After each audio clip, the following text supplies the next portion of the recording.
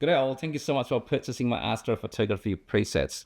In this video, I'm going to show you how to install that presets that you just purchased into your Lightroom Classic. First of all, what you need to do is to download the presets you just purchased. They will be downloaded as a zip file.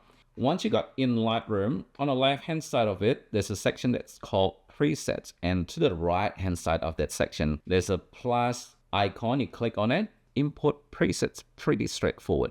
You click on it and you need to navigate to where you save your presets. And you just need to click on that preset and you hit import.